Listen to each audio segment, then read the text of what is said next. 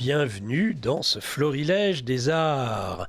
Florilège des Arts, préalablement enregistré, chers auditeurs, donc s'il vous plaît, ne prenez pas d'assaut, même si je sens une terrible envie de le faire, le standard de Radio Courtoisie, mais passez plutôt par un courriel électronique et je n'hésiterai pas, évidemment, à poser la question, les observations, les remarques, coup de gueule, coup de cœur, à nos invités du jour. Je remercie Virginie pour la réalisation de cette émission. C'est un véritable plaisir et c'est fort rare d'avoir Virginie à la technique pour une émission de Florilège des Arts. Nous allons parler et nous allons faire un tour du monde aujourd'hui dans ce Florilège des Arts, et un tour du monde du chocolat.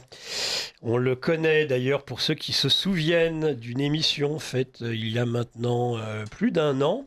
C'était il y a un an, que dis-je ? C'était il y a un an, c'était en novembre 2024. Et nous nous étions promis de nous retrouver. Eh bien, c'est chose faite aujourd'hui. Le titre de l'émission, il y a un an, ça s'appelait « Le chocolat dans tous ses états ». Eh bien, nous allons faire un voyage autour du monde, un voyage sur le chocolat, justement, avec mon invité, Nicolas Botomisi. Bonjour Nicolas, bienvenue dans ce Florilège. Bonjour Nicolas, merci de me recevoir encore une fois. Quel plaisir de revenir pour ce Florilège des Arts et de voyager ensemble autour du chocolat. Alors, c'est à l'automne qu'on se rencontre parce que c'est à l'automne que se déroule, je crois, porte de Versailles, le Salon du chocolat. Exactement, la 30e édition du Salon du chocolat et de la pâtisserie porte de Versailles qui commence mardi prochain jusqu'à dimanche soir. Donc toujours la dernière semaine d'octobre. Alors par rapport chocolat. À l'enregistrement, en fait, eh bien, ça sera vendredi, donc on sera en plein salon. Voilà. Et le vendredi, et je sais que vous serez vraiment du salon le vendredi et le samedi. Oui, tout à fait. Le salon le plus gros du salon sera le vendredi, samedi, dimanche. Je serai au stand J131 et je serai ravi de vous faire voyager tout ce que l'on va expliquer aujourd'hui sur le chocolat. Vous pourrez le déguster et voyager avec vos papilles. Donc J131, notez bien, chers auditeurs, si vous voulez retrouver, après cette émission du Florilège, Nicolas Botomisi, qui est accompagné dans ce studio par quelqu'un qu'on connaît bien sur Radio Courtoisie pour avoir fait une longue séquence avec elle sur Sarah Bernard. Eh bien, il s'agit de Laurence Cohen qui est parmi nous. Bonjour ma chère Laurence. Bonjour cher Nicolas au pluriel. Alors Nicolas au pluriel, voilà, ça tombe bien, il y a un S au bout.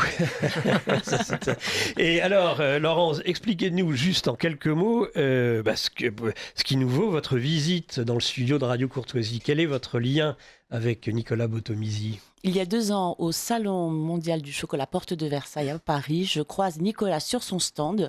Nous parlons. Quelques mois plus tard, je le coach, voilà, pour tout ce qui est prise de parole. Quelle horreur. Eh bien, ça tombe bien, voilà, le cochonnet est là. Alors là, je vous assure que coach, vous n'y couperez pas, et je vous l'avais dit avant l'émission. Oui. Hein, il aura le droit à son euro symbolique, le cochon, pour cet horrible mot, cet anglicisme atroce de coach. Alors, enfin, Laurence... je le prépare à sa prise de parole sur l'espace du cacao chaud et pour d'autres nombreuses conférences. Cacao chaud, je me demande si on ne devrait pas lui administrer un 2 euros. Alors là, c'est le nom du lieu, hein, c'est le nom dédié.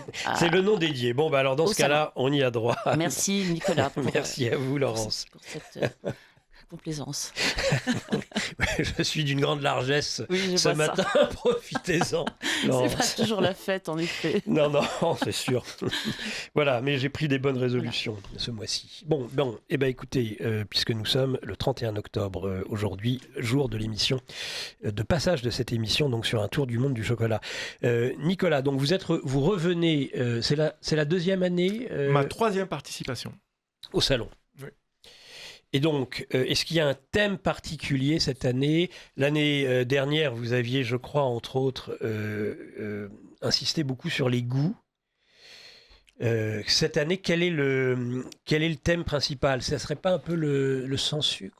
L'an dernier, c'était la maîtrise du temps et La maîtrise du temps. La maîtrise du temps et la bibliothèque du goût du chocolat. La bibliothèque et cette année, du goût, voilà. Je rajoute à ma bibliothèque le sans-sucre. Parce qu'en fait, c'est une démarche très personnelle qui me tient très à cœur pour être en adéquation avec mon style de vie quotidien, de supprimer le saccharose, donc le sucre blanc, d'avoir des alternatives, mais en gardant la notion de plaisir. C'est pas un chocolat de régime, c'est un chocolat qui fait du bien. Et ensuite, donc, on n'a pas les méfaits du saccharose avec un index glycémique haut, une baisse d'énergie, c'est le goût avant tout et la notion de plaisir au centre de tout cela, sans le sucre. On arrive à faire un excellent chocolat sans saccharose, c'est ça? Oui, on y arrive. On y arrive, c'est compliqué, mais il y a des alternatives et j'y travaille. Et c'est une gamme qui est en place, qui est testée, que je vais pouvoir faire découvrir au salon du chocolat. Et c'est des goûts différents et on va pouvoir voyager du coup on va pouvoir mettre en valeur la fève de cacao différemment de toujours avoir le fève de cacao, beurre de cacao et sucre blanc ou sucre roux. Là, on pourra, en plus d'avoir des notes, par exemple, florales sur l'équateur, on est sur de la fleur, du jasmin, du miel.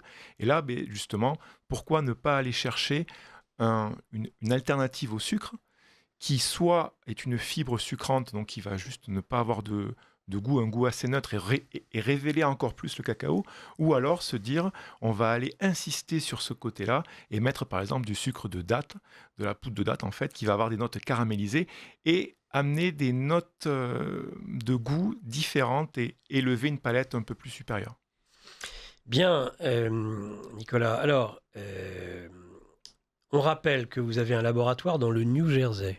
Oui, alors on n'aura pas d'anglicisme, mais je vis aux États-Unis depuis maintenant 10 ans.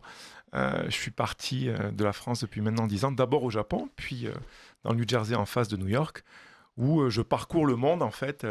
Je me rappelle, il y a 22 ans, je suis monté à Paris avec mes 2 valises de Toulouse. Oui, c'est ça. Et parce que pour moi, Paris était le passage incontournable. Et depuis, j'ai sillonné le monde, j'ai découvert de nouvelles cultures variées, à travers, on va dire, mon prisme de pâtissier, chocolatier, consultant, parce que comme vous avez dit, j'ai un laboratoire. Voilà, vous êtes consultant, voilà. Vous êtes chef pâtissier, chocolatier, c'est bien ça? C'est bien ça, c'est-à-dire que je suis un chef pour les chefs, je vais aller aider mes pairs, que ce soit des grands chefs, des patrons d'entreprise, des chocolatiers, des pâtissiers, pour une nouvelle gamme, pour une nouvelle technique, leur amener une dimension extérieur, un œil extérieur. D'ailleurs, tout de suite après, je ne vais pas dire le mot en anglais, mais je vais aller aider une entreprise en dragée chocolat qui commence juste. Comme c'est l'une de mes spécialités, d'ailleurs, je vous ai porté des dragées chocolat aujourd'hui. Et comme c'est l'une de mes spécialités, je vais les aider sur le côté technique et gustatif, juste avant le salon du chocolat. Bon, alors on rappelle justement que vous avez passé votre enfance, et d'ailleurs votre accent garde le souvenir, dans le sud de la France. Tout à fait, à Toulouse. Ah voilà, le sud-ouest. Le Toulouse. Et donc, vous avez, en tant que chef pâtissier, donc vous êtes allé d'ailleurs jusqu'au BTS, je crois, vous avez été major de votre promotion dans le Grand Sud-Ouest à l'époque. Et donc, vous vous orientez d'abord vers la pâtisserie. Et là, vous allez travailler avec des grands chefs et dans de grands restaurants. Tout de même, le Relais de la Poste, c'est pas rien, de Jean Cousseau. Et puis ensuite, le Waterside.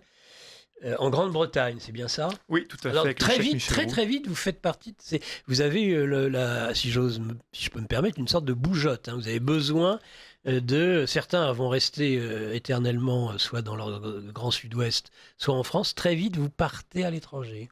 Alors, je pars à l'étranger assez tard, en fait, parce que le Watersiding, qui était un stage lors de mon apprentissage, en Angleterre, c'est la première fois à 19 ans que je prenais l'avion pour aller en Angleterre. C'est jeune, quand même.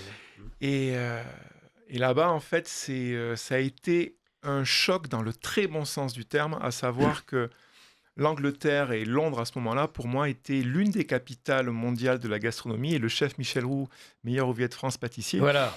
3 étoiles en plus au Michelin. Eh bien, en fait, je n'ai fait que des 2 ou 3 macarons Michelin dans ma carrière en restaurant. C'est ce que votre biographie indique, puisqu'après vous revenez en France et là vous êtes quand même à la fois, vous avez le carré des Feuillants avec du Tournier évidemment, le Georges V. Vous appartenez aux brigades justement du Georges V, c'est ça, la grande brigade. Oui, j'y étais hier d'ailleurs parce que hier j'étais juge du Panettone, j'étais juge de la sélection française du Panettone pour la Coupe du Monde en Italie l'an prochain, qui se déroulait au Plaza Athénée. Comme j'étais à côté, Plaza Athénée, Georges V, c'est juste à côté. Oui. Je suis passé dire bonjour à mes anciens collègues qui ne sont plus nombreux au Georges V, parce que j'y étais au Georges V de 2004 à 2011. Ça tourne beaucoup de toute façon. Non, Ah, pas quand même, forcément, 7 ans, mais ouais, c'était il y a, je suis resté 7-8 ans et c'était il y a quand même 15 ans, on ne rajeunit pas. Ben, c'est vrai, oui, oui, tout à fait. Et donc, oui, oui. Et c'est en 2011, tenez-vous bien, que vous décidez de partir au Japon. Tout à fait. Alors, Japon, pour plusieurs raisons. La première étant, ma femme est japonaise, on s'est rencontrés Ah, mais en vous êtes 2005. rencontrés au Japon? Non, on s'est rencontrés avant. en France en 2005. D'accord. Elle était expatriée ici, on s'est rencontrés dans le métro, tenez-vous bien. Non. Si, dans le métro, Bon, Champs-Élysées-Clémenceau. Et on est parti avec notre fille qui avait 1 an à l'époque, à Tokyo, donc le grand boom pour moi. Changement de culture, changement d'environnement, changement de travail également, vu que je passe du côté luxe, Georges V, Palace, au côté enseignement et du côté de la marque. Donc j'ai travaillé pour Valrhona, la marque de chocolat, Oui. et j'étais chef à l'école du Grand Chocolat où je formais les pâtissiers et chocolatiers japonais et également en Asie. Donc je travaille en 3 langues, français, anglais et japonais. Voilà, parce que donc vous allez en 2011 à Tokyo, mais on vous propose un poste de chef pâtissier en 2016 à Brooklyn.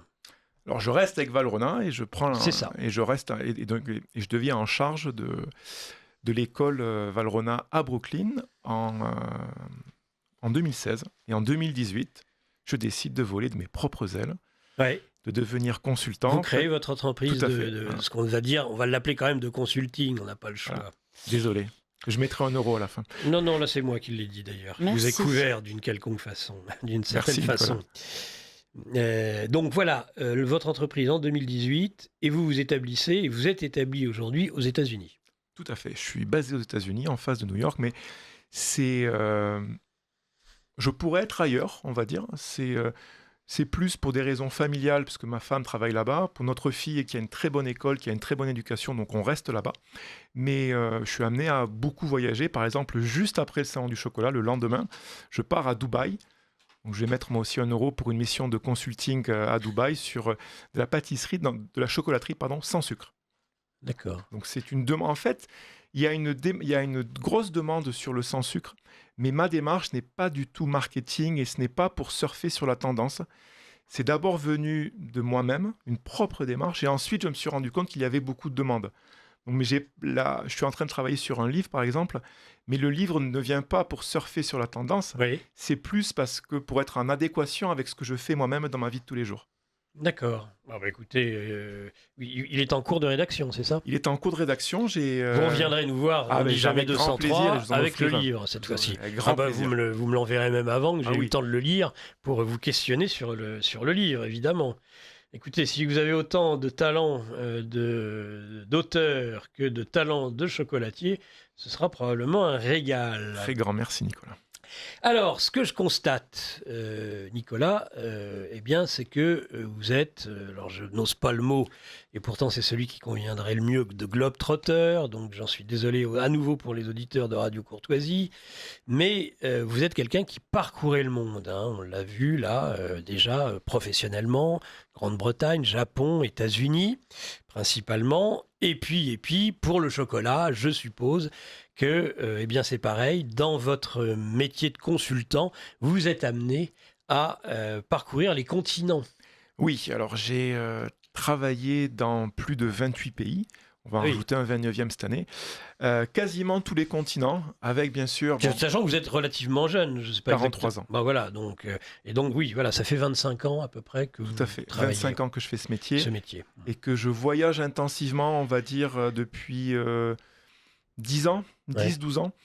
Et en fait, les voyages, c'est une façon d'aller rencontrer les autres. En fait, c'est avec le Covid, on a vu qu'on pouvait faire beaucoup de choses en ligne, Ouais, beaucoup par le Zoom, mais on ne remplacera jamais bien sûr. une émotion d'une dégustation, Bien sûr. de rencontrer les gens. Et ce qui est vraiment intéressant, c'est que on peut voyager par la nourriture. Moi, je pense qu'on est gourmands tous les deux, Nicolas. Et je ce choisis n'est souvent- malheureusement pas faux, en Je tout cas pour sois- ce qui me concerne, C'est une très belle qualité. si vous le dites. Et je choisis toujours mes destinations de vacances, on va dire, en fonction de ce qu'on va pouvoir manger. Je pense que si on voyage et qu'on oublie et qu'on omet la dimension gastronomique d'un voyage, je pense qu'il manque quelque chose. Et chaque pays a vraiment une particularité, une singularité propre. Bon, je peux parler bien sûr pendant des heures de mon pays de cœur qui est le Japon, et où la gastronomie est exceptionnelle. Oui. Je pense pour moi, avec la France, le Japon est l'un des pays avec une gastronomie très forte et très variée, et avec une saisonnalité. Pour moi, le Japon, c'est vraiment le pays de la saisonnalité. Il y a, je crois, en Wagashi, à vérifier, il y a entre 20 et 25 saisons par année. Donc en fait, on va manger un gâteau différemment en fonction de chaque célébration, de chaque fête. Et bon, en Qui France, sont des fêtes liées aux saisons. des fêtes liées aux saisons. Vous avez déjà été au Japon, Nicolas? Non, j'y suis jamais allé. Alors, je me doute qu'il doit y avoir une saison spécifique pour les cerisiers en fleurs. C'est la seule qui me semble assez évidente, n'étant pas un spécialiste. Mais alors, vous avez 25 saisons. J'aimerais bien que vous nous en parliez un peu. Le chiffre précis, mais je pense que c'est 25 ou 27. Par exemple, la saison des cerisiers, donc sakura, en japonais, avec des fleurs roses magnifiques, comme votre cochon d'ailleurs. C'est magnifique, c'est partout. Et ça ne dure que 15 jours. En fait, ces saisons sont très, très courtes. Donc en fait, il faut profiter de l'instant. On est sur l'instant, on est sur le produit, on est sur des floraisons de fruits. Bon, même s'il y a beaucoup de fleurs de cerisier, il n'y a pas de fruits de la cerise au Japon. Ces cerisiers-là sont juste pour les fleurs, sont de manière décorative. Mais par exemple, on va avoir des fruits, des poires qu'ils appellent la France d'ailleurs. La France. La France, on est le pays de la poire. Le pays de la poire. On est avec plus de 60 variétés de poires. D'ailleurs, j'invite tout le monde à aller à Versailles, au potager du roi, où il garde en mémoire toutes les variétés de poires, vu que je pense que vous savez très bien comme moi que Louis XIV adorait la poire. Et donc, il y a plus de 60 variétés de poires. Et donc, la France, au Japon, quand vous voulez manger une poire, vous dites la France. La France-là a une saisonnalité très courte qui est actuellement, en fait, c'est la fin. Et on est sur 3 semaines, un mois. Donc, on va pouvoir faire des desserts à la poire. Poire et chocolat se marient très, très bien. La fameuse poire Belle-Hélène. Tout à fait, poire Belle-Hélène d'Escoffier. Et là, par exemple, on pourrait aller, pour revenir un peu sur le chocolat, sur un chocolat qui est très rare et qui me tient à cœur, du Venezuela. Donc, c'est la variété Chuao. Variété de Chuao, en fait, donc on va dire que c'est des notes un peu rondes, de miel, fruits rouges, mais fruits rouges légers. Pas un fruit rouge intense comme on pourrait avoir sur un Sambirano de Madagascar, où là, c'est des fruits rouges intenses, genre cassis, framboise. Là, on va plutôt être sur des fruits rouges un peu myrtilles, un peu compotés, et des noisettes grillées. Et en fait, c'est un terroir qu'on va dire mythique. J'ai la chance de pouvoir avoir quelques tablettes. D'ailleurs, je vous ai porté aujourd'hui une de ces tablettes. Il y a une production qui est très limitée dans le monde. Et je suis très content de pouvoir en avoir 4 kilos au Salon du Chocolat pour présenter à mes clients, à mes gourmets et mes gourmands, comme j'aime les appeler, du Salon du Chocolat. Celui-ci, c'est la Papouasie-Nouvelle-Guinée. Voilà, je vous avais porté plusieurs. Je vais vous faire voyager. Vous avez vu Papouasie-Nouvelle-Guinée, Venezuela, Madagascar. Donc avec 3-4 tablettes, on peut faire le tour du monde. Madagascar, en effet, et Venezuela. Chuao, ça c'est extraordinaire. Et là, on est sur des forts pourcentages. Même si je peux faire une petite parenthèse technique, Nicolas. Bien sûr, je vous en prie. N'hésitez pas. La petite parenthèse technique, c'est on voit souvent le pourcentage. On veut tout connaître du chocolat. Le pourcentage par exemple, on voit sur les. On est sur 73 et 75. Là. Voilà. Et en fait, c'est juste un chiffre technique, c'est une donnée technique. La seule chose que vous pouvez savoir quand vous voyez un pourcentage, c'est en fait la quantité de l'autre ingrédient hors du cacao. Donc dans ce cas-ci, du sucre, puisque j'ai les deux. Je fais du sans sucre, mais je garde aussi avec le sucre. Et, donc ça, c'est avec du sucre. Ça, c'est avec du sucre, c'est du traditionnel. Et vu qu'on est sur des hauts pourcentages, c'est pas forcément gênant. Et donc en fait, on entend souvent plus haut le pourcentage est, meilleur est le chocolat. C'est pas forcément vrai. Alors c'est comme l'or, ça? Non, oui, justement. Alors l'or, si, mais là, c'est pas forcément vrai, dans le sens où il va falloir qu'on laisse la fève s'exprimer. Oui. Donc la fève, elles sont récoltées à maturité. Il y a 2 récoltes, une à peu près vers avril-mai et l'autre maintenant en septembre-octobre. Et ensuite, elles vont être fermentées. Toutes les bonnes nourritures que nous avons, le chocolat, la vanille, le café, le vin, le fromage, le beurre, tout est fermenté pour révéler les arômes précurseurs. Ensuite, on va arrêter la fermentation, sinon ça va continuer, ça va moisir, on aura des notes qu'on ne veut pas, de champignons ou autres. Et ensuite, lorsque ça arrive en Europe ou aux États-Unis comme chez moi, on va avoir un travail de torréfaction, comme le café. Et cette torréfaction va révéler les arômes primaires qu'on aura développés lors de la fermentation. Et ensuite, à nous, chocolatiers, d'assembler ces fèves et de trouver le juste pourcentage pour, si je mets trop de sucre ou trop de synergie sucrante que j'ai appelée. Autre, je vais peut-être écraser la fève. Mais si j'en mets pas assez, je vais pas pouvoir révéler toutes ces notes florales ou toutes ces notes subtiles. Donc trouver un bel équilibre. Là, on est sur des forts pourcentages justement pour... Je veux vraiment exprimer la fève. Mais sur certains, par exemple, je pense l'île de Vanuatu qui est dans le Pacifique. Alors là, on est vraiment de l'autre côté. J'ai des pourcentages un peu plus bas parce que c'est un cacao un peu plus fragile.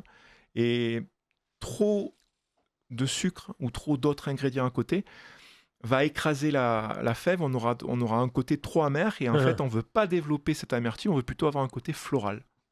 Bon, alors moi, ce que je retiens tout de suite, parce qu'en plus d'être gourmand, et plus que gourmet, je suis un grand amateur de vin, et je vois grand cru.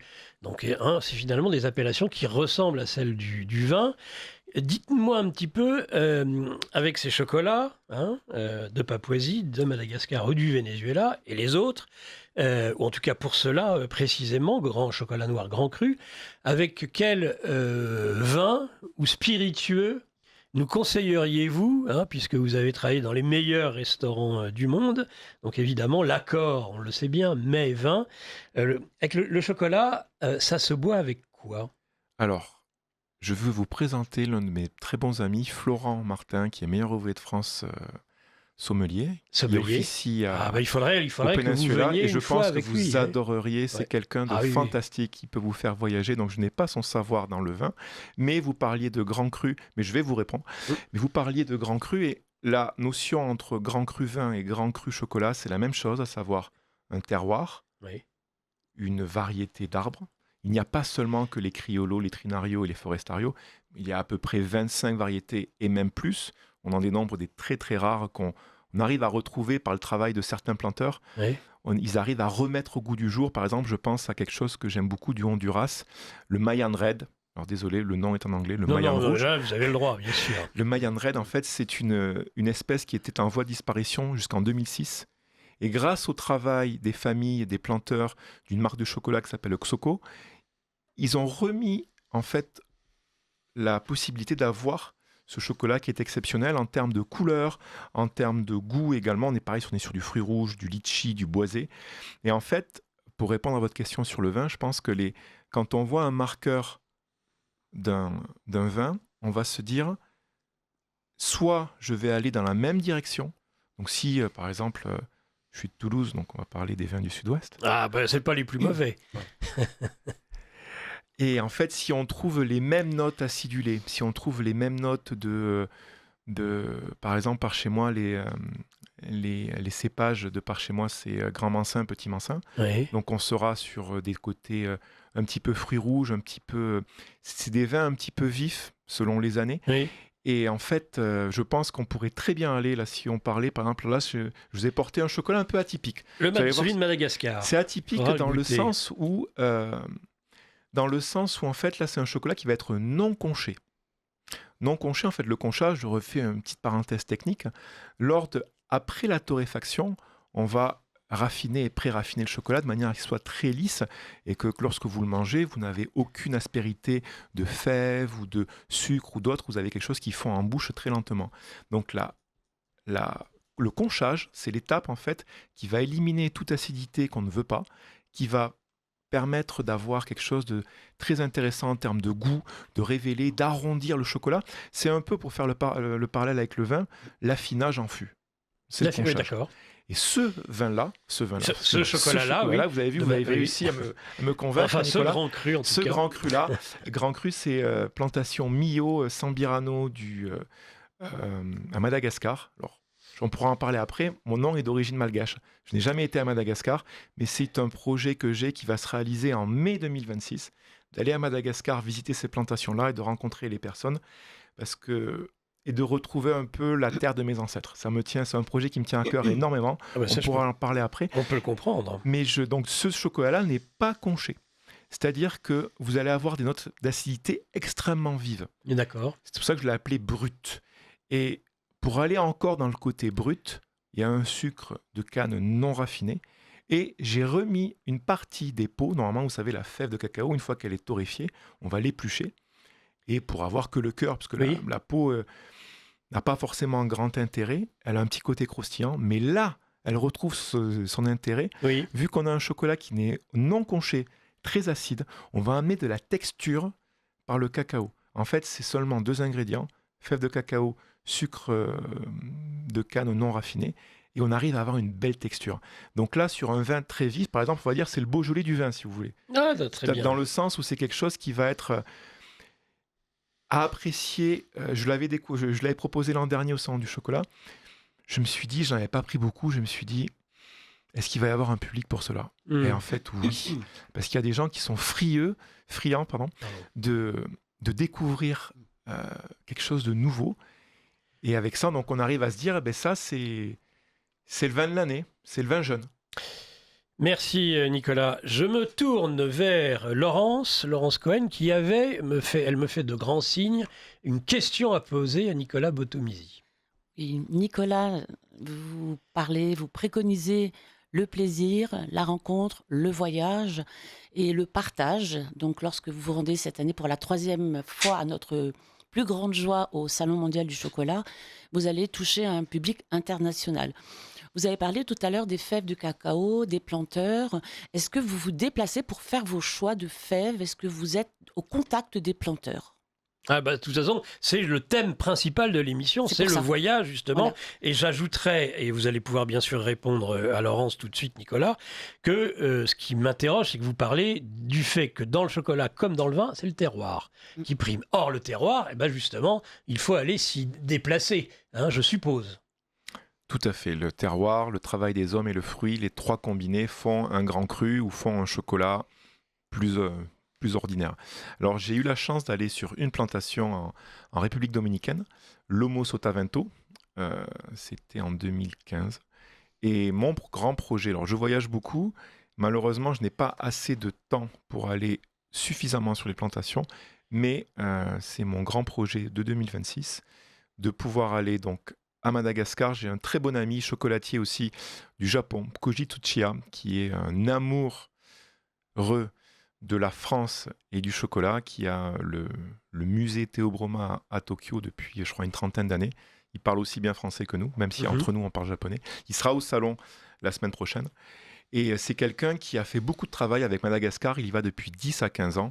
Il a vraiment structuré là-bas, les aider à avoir un compte bancaire. Juste simplement cela pour pouvoir payer le cacao. Parce qu'il achète son cacao là-bas. Et chaque année, il fait un voyage. Et je lui en parle depuis un moment. Et je lui dis, l'an prochain, je viens avec toi. Et donc, je vais à Madagascar, sur la terre de mes ancêtres, comme je vous disais, l'an prochain. Et j'ai également pour projet d'aller en Honduras. Oui. Et j'aimerais aussi aller avec un ami à Belize. Belize, donc c'est dans les Caraïbes. Une petite île, une très petite production, mais un cacao extraordinaire. Bon, alors, quand vous allez, quels sont les principaux continents déjà où on retrouve le chocolat ? J'aurais envie de dire Amérique latine. Alors, le berceau Afrique. Du cacao, oui, c'est l'Amérique latine. En fait, vous prenez l'équateur, entre le tropique du Cancer et le tropique du Capricorne. Cette zone-là est favorable à la production du cacao, donc c'est-à-dire un climat qui est chaud, humide, mais également un climat instable. Alors, on ne va pas parler de la politique, mais c'est des zones qui sont instables en termes de climat, en termes de politique également, donc ça rend la chose encore plus compliquée.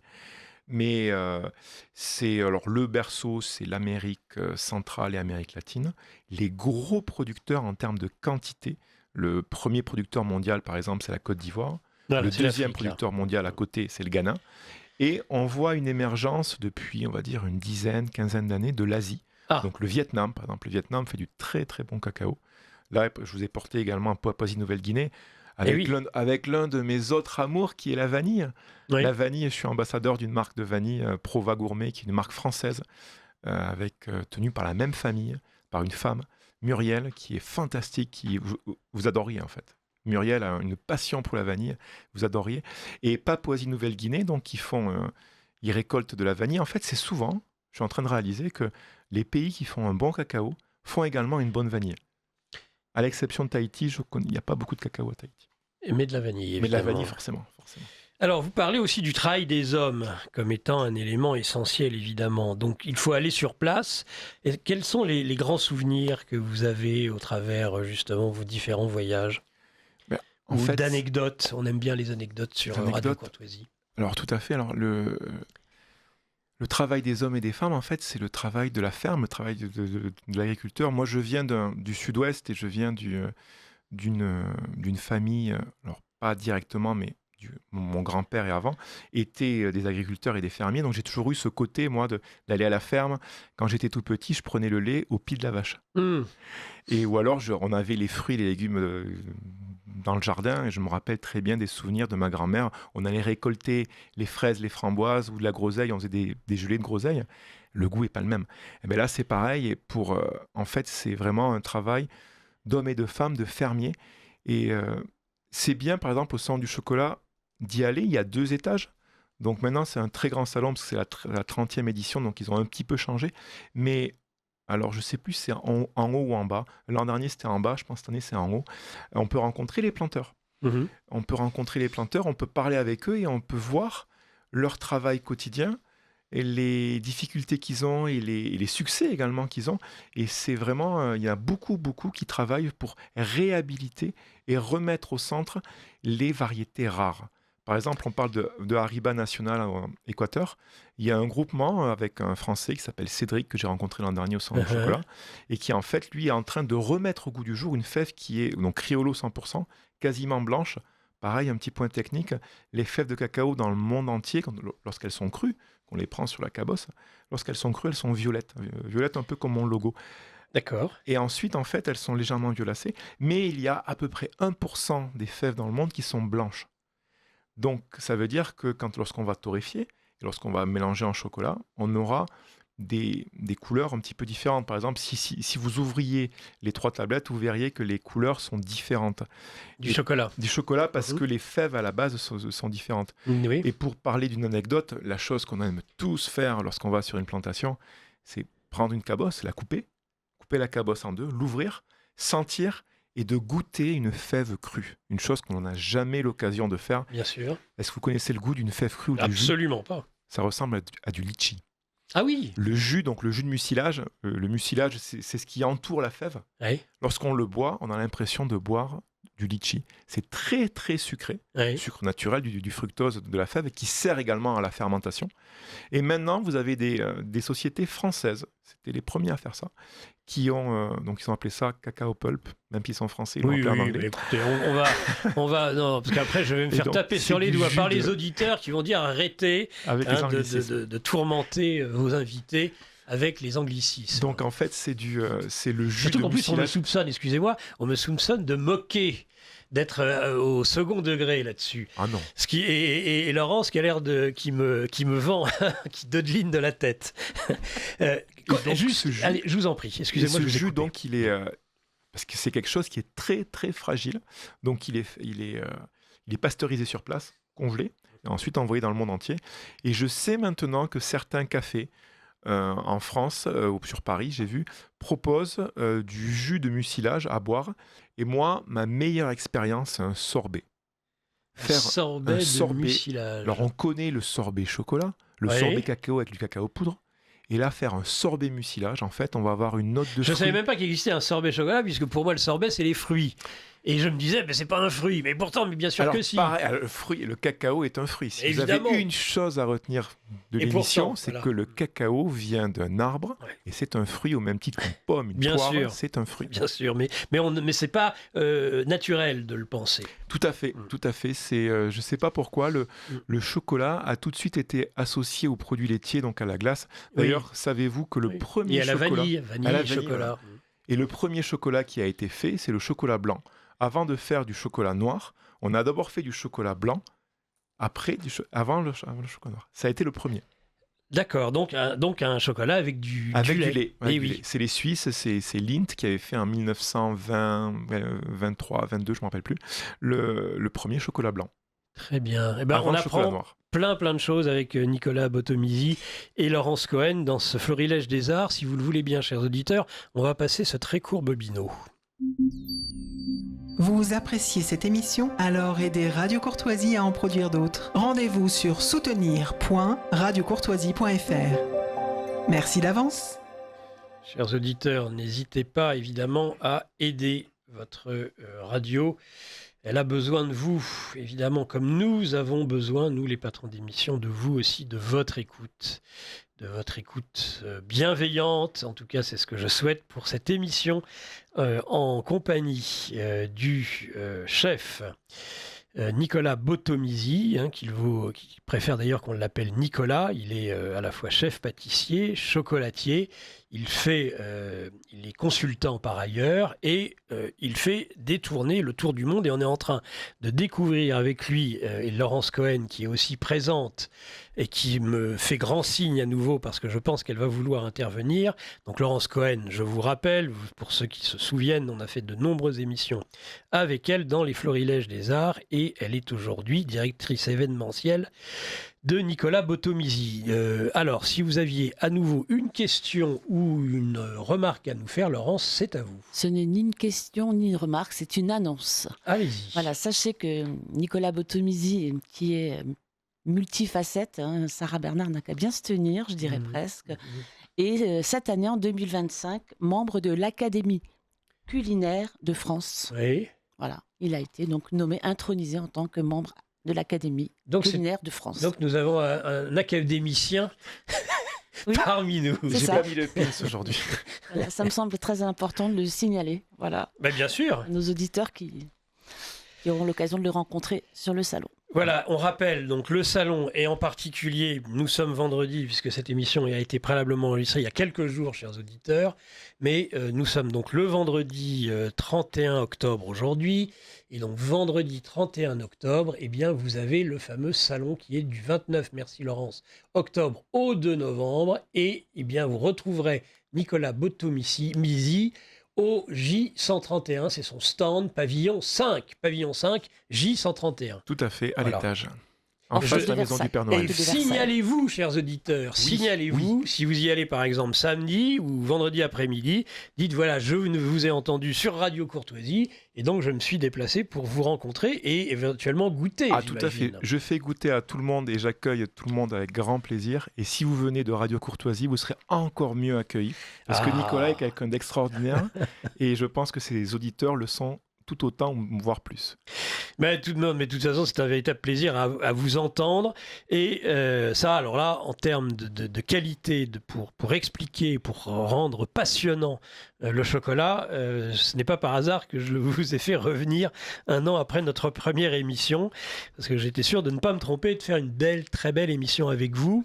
Et puis alors la qualité du chocolat, eh bien là, vous pourrez en juger, puisque on ne peut qu'en parler, évidemment, mais on pourrait déguster éventuellement, mais on ne va pas vous faire cette envie, et puis de toute façon, on évite de le faire dans le studio de Radio Courtoisie. Néanmoins, et d'ailleurs, vous avez vu, on est dans le grand studio, on était dans le petit studio la dernière fois, et là, en plus, rénové, le nouveau et grand studio. Qui est très joli avec un très beau bleu. Voilà. Oui, tout à fait. C'est les couleurs, ce sont les couleurs de Radio Courtoisie. Laurence me fait passer aussi donc Nicolas Botomisi en 2025. Il était donc, outre le fait qu'il est membre de l'Académie culinaire, donc, il est aussi membre du jury du meilleur croissant de New York. On peut peut-être parler un peu du croissant. Le croissant, le pain au chocolat, je sais que c'est quelque chose aussi que vous développez, évidemment. Tout à fait. Alors, moi, je suis du Sud, donc je parle de chocolatine. Et pour réconcilier tout le monde, vous avez le pain au chocolat, la chocolatine. Et cette année, j'ai fait quelque chose. J'ai fait du chocolat au pain. Du chocolat au pain. C'est-à-dire que donc je fais mon propre pain, c'est l'une de mes passions, je fais mon propre pain complet avec levain naturel. Pour ma propre consommation, je fais du panettone aussi, je suis beaucoup sur la fermentation, j'adore ça. Comme je vous disais, j'étais jury du panettone hier et également à Las Vegas le mois dernier. Et cette année, j'ai voulu faire sur le chocolat, donc faire un chocolat sans sucre. À la place du sucre, j'ai mis du pain. Donc j'ai fait torréfier du pain séché. Et donc on a des notes torréfiées encore plus présente. On est sur Équateur. Là, j'ai pris quelque chose d'Équateur et j'ai rajouté cette torréfaction du pain. Donc, le pain avec la farine, il y a un petit côté sucré. Bien sûr, j'ai mis autre chose. J'ai mis des synergies sucrantes à côté. Je ne vais pas rentrer dans le détail parce que là, on sera un peu trop technique. Mais j'ai voulu, et c'est très, très intéressant, j'ai fait goûter à des amis boulangers, plutôt que de faire un pain au chocolat, de faire du chocolat au pain. Et j'en ai pas porté malheureusement, mais je vous en enverrai, ou si vous venez au salon, c'est avec grand plaisir. Donc le pain, le chocolat au pain, donc il y a plus. On dit souvent lorsque justement il y a des proportions inverses, donc il y a plus de chocolat que de pain dans le chocolat au pain. On est sur. Pour rentrer dans la technique, je pense que j'ai dû mettre entre 13 et 15% de pain c'est un chocolat qui a 65-66% de cacao. Et le reste, en fait, du coup, au lieu de faire un chocolat au lait où on mettrait de la fève de cacao, du beurre de cacao, de la poudre de lait, différents goûts de poudre de lait et du sucre différent également. Là, moi, j'ai pas mis de sucre, j'ai mis un remplaçant du sucre avec des fibres naturelles et du pain. Donc, en fait, on a ce côté, imaginez, lorsqu'on est le matin, que vous faites griller du pain, que vous avez cette note de pain frais, de pain cuit, mais qui est légèrement caramélisé sur la croûte. Vous sentez la croûte quand on va taper le pain, quand on va avoir le bruit du pain. Eh ben, c'est tout à fait cela. Donc ça, c'est ce que j'ai voulu remettre dans une tablette. Alors, en tant que membre de jury du meilleur croissant de New York, là on le voit bien, les Américains, mais le monde entier est friand de nos croissants. Et donc, ça les intéresse de découvrir cet aspect exotique, évidemment, pour eux. Tout à fait. Et inversement, lorsque vous faites le chocolat ou lorsque vous faites la pâtisserie, eh bien là, vous cherchez toujours, m'avez-vous dit avant cette émission, à respecter, je dirais, l'aspect local.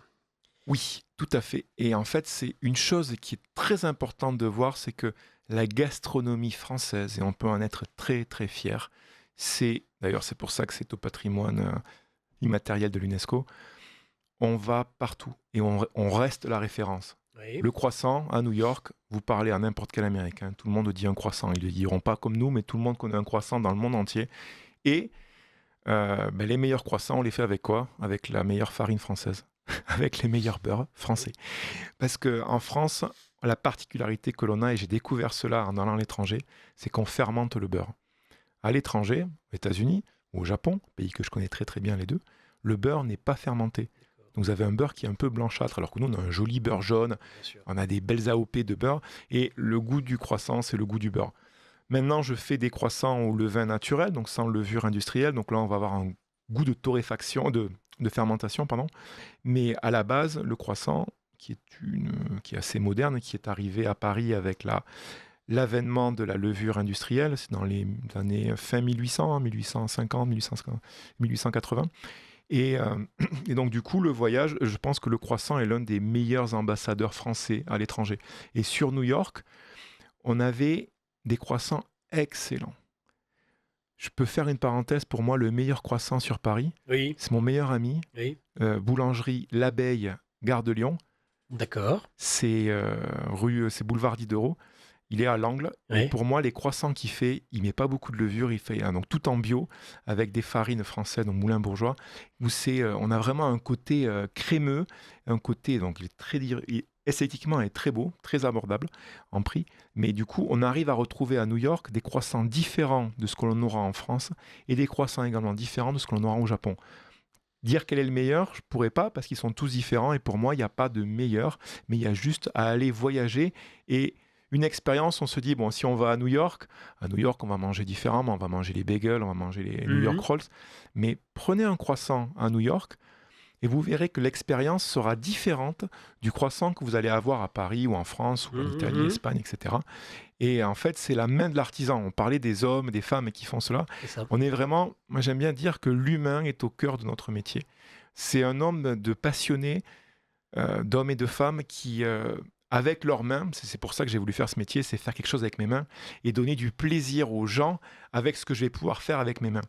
Et du coup, en fait, les techniques de tourage pour le croissant, les techniques de fermentation. Moi, j'aime bien rajouter de la vanille dans le croissant. Oui. Alors, ça augmente un petit peu le coût, certes, mais en termes de la fermentation de la vanille, en fait, vu que le croissant va fermenter au moins 2 jours, entre le début de la pâte et la fin, on va avoir le temps de diffuser et d'infuser la vanille dans le beurre, parce que le beurre, c'est un vecteur de goût, le beurre. Bien sûr. Et donc, du coup, mais certains vont mettre de la fève tonka.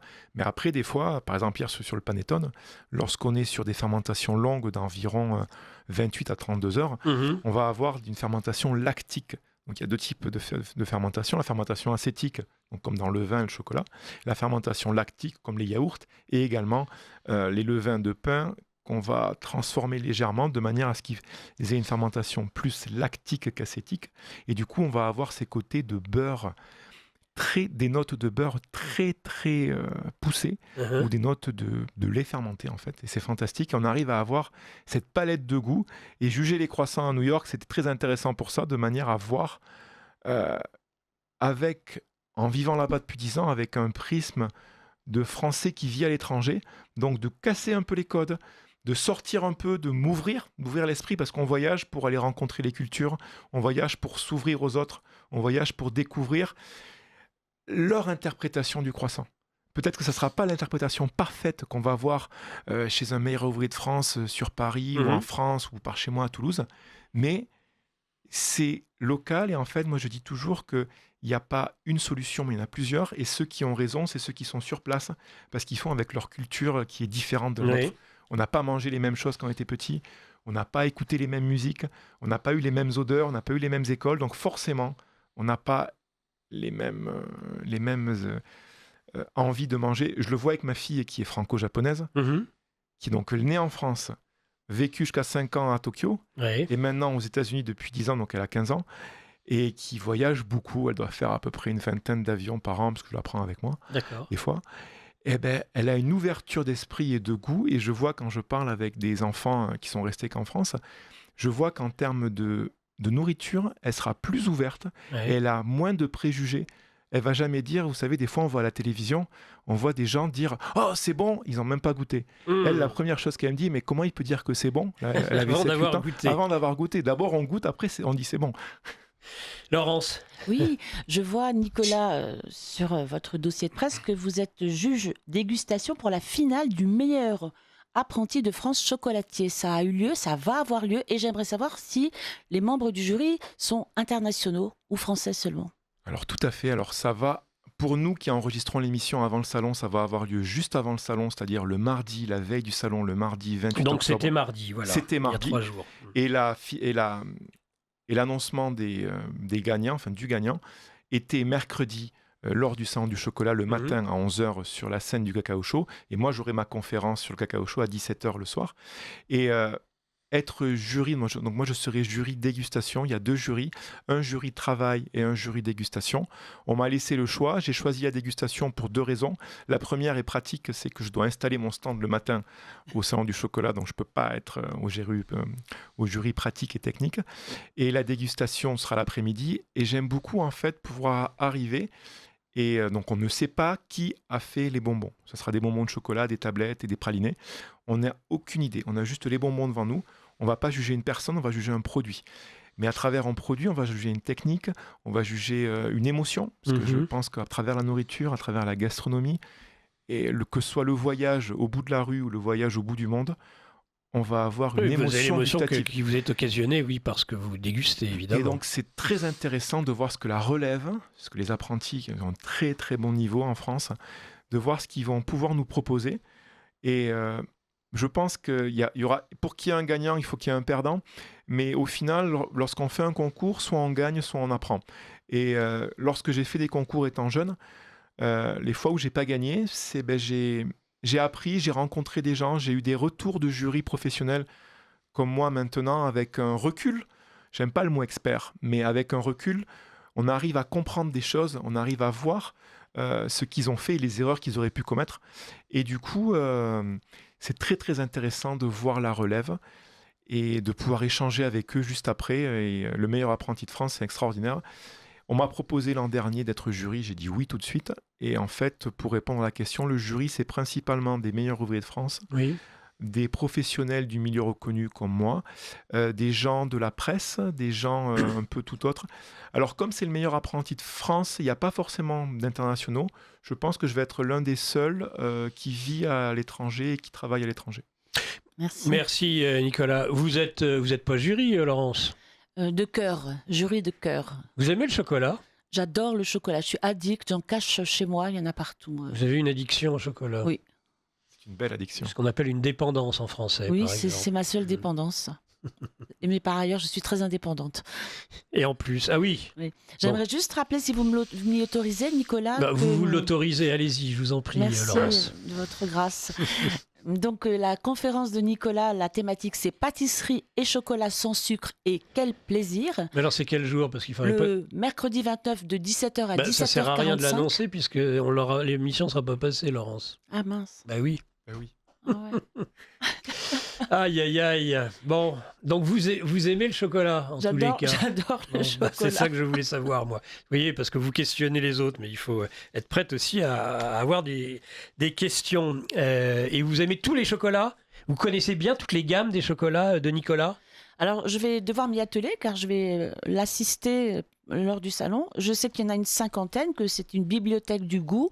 Et l'an dernier, sur le salon, je ne les connais pas par cœur, bien sûr, mais je vais réviser. Voilà, parce que pour en parler aux clients, il faut être... Quel est le chocolat que vous préférez de Nicolas? Alors moi, c'est le va nous en chocolat parler à la après. pistache que Le j'adore. chocolat à la pistache. Voilà, j'adore son chocolat Quel est à la le pistache. pourcentage de chocolat? Allez, c'est vous qui êtes soumis à la question. Le pourcentage du chocolat à pistache? 70%, évidemment. 70%. Et je ne mange que du chocolat à minima à 70%, mais j'ai entendu là qu'il y avait des très belles tablettes à 60-65, donc ça passera pour moi. Et c'est un grand cru. C'est un grand cru, qui l'eût cru. Qui l'eût cru. Est-ce que vous voulez nous en dire un mot, Nicolas, de ce chocolat à la pistache? Alors, il y a la grosse tendance de la Dubai Bar, du chocolat fourré à la pistache. J'ai pas voulu faire cela. J'ai voulu faire quelque chose de différemment. Parce qu'en fait, la tendance qu'on voit sur les réseaux sociaux, donc les réseaux sociaux... Actuellement, ouais. La grosse tendance des réseaux sociaux qui vont nous dicter un petit peu ce qu'on doit faire quelque part. Donc elle est très tendance, finalement. Donc moi, Laurence. je préfère que ce soit le client final ou l'artisan qui décide. Et donc moi, en fait, j'ai du coup la tablette de Dubaï. Je vais à Dubaï juste après, donc je connais très bien. J'y vais 1 ou 2 fois par an. Et il n'y a pas beaucoup de pistaches. Et c'est pas très très bon. Donc j'ai pris une très bonne pistache, donc italienne, San Baggio. J'ai plusieurs produits à la pistache parce que j'aime beaucoup la pistache, dont notamment ce qui est en train de se faire actuellement, qu'on parle, qui est en train de raffiner en région parisienne, là où je produis actuellement, une pâte à tartiner pistache San Baggio 50%, sans sucre. Sans sucre. Avec protéines de lait. Donc je fais du sport et on prend des protéines après. Donc là, c'est la protéine de lait à diffusion lente. Il y a par exemple sur 100 grammes, il y a 18% de protéines.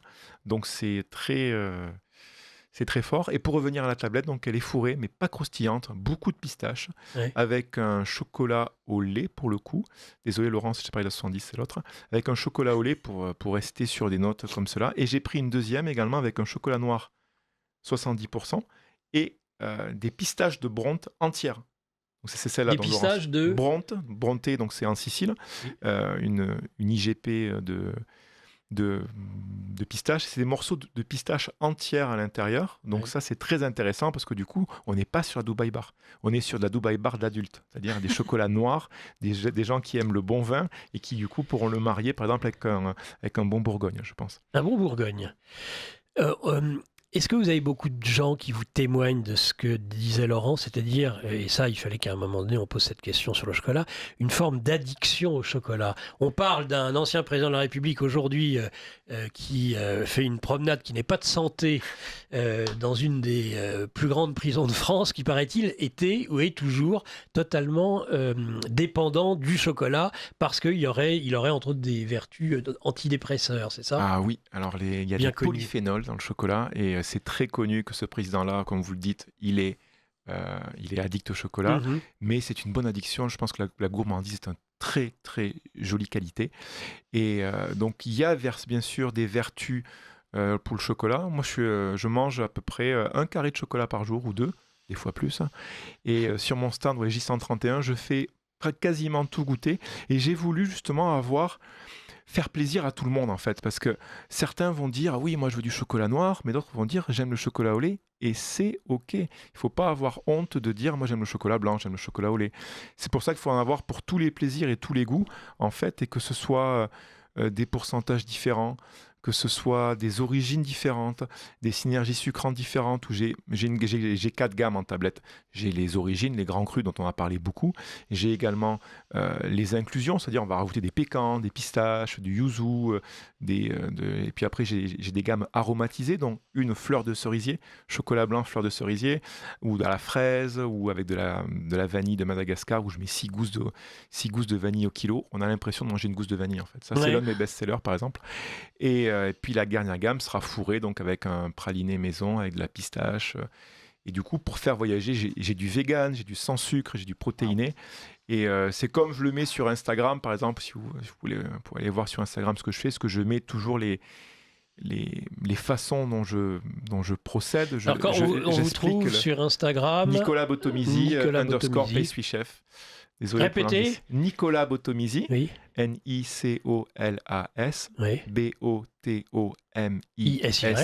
oui. Botomisy.com, mon site, ou sinon sur Instagram, c'est _pastry chef. Très bien. Vous nous faites voyager, mon cher Nicolas. Cette émission qui va bientôt s'achever, vraiment 30 secondes, Laurence, maximum. Ne posez pas une question, il n'aura pas le temps de répondre. Sur le stand de Nicolas Botomisi, J131, pavillon 5, jusqu'au 2 novembre. Voilà, donc puisque nous sommes le 31, vous pouvez y aller cet après-midi, chers auditeurs, vous pouvez y aller demain. Si vous écoutez l'émission dimanche, vous êtes encore là ? Tout à fait, jusqu'à 18 ou 19h, je ne me rappelle plus. Bon, eh ben écoutez... Merci Nicolas. Toujours merci. Un plaisir de passer... On passerait 2 heures avec vous. Ah, vous êtes fantastique. 2 heures ou 3 heures. Et puis vous me donnez envie de vous réinviter aussi avec vos amis, que ce soit notre Florent, boulanger de la gare de Lyon, que ce soit l'ensemble de personnes, le meilleur sommelier de France aussi. Mais d'ailleurs, il faudrait moi-même que je vous fasse rencontrer des personnes avec qui vous pourriez échanger sur Radio Courtoisie. Je pense à Alex Croquet, celui dont on dit c'est l'alchimiste du pain, ou encore mon ami Bruno Quenu sur le vin, évidemment, et sur ces grands crus. Bon, écoutez, je pense que cette émission se termine, ma chère Laurence. Vous nous faites la promesse de venir sur le stand J131 ? Non, je ne vous en fais pas la promesse, parce que malheureusement, je ne serai pas nécessairement à Paris à ce moment-là. Mais en tout cas, j'y serai, je vous accompagnerai, bien sûr, par l'esprit, ma chère Laurence. Merci Nicolas Botomisi, merci Laurence Cohen, de cette participation à cette émission de Florilège des Arts. Je vous souhaite bien écouter une excellente journée sur Radio Courtoisie. Et puisque nous sommes vendredi 31, je vous dis à demain matin, 9h évidemment, samedi, pour un libre journal de géopolitique profonde. Bonne journée à tous.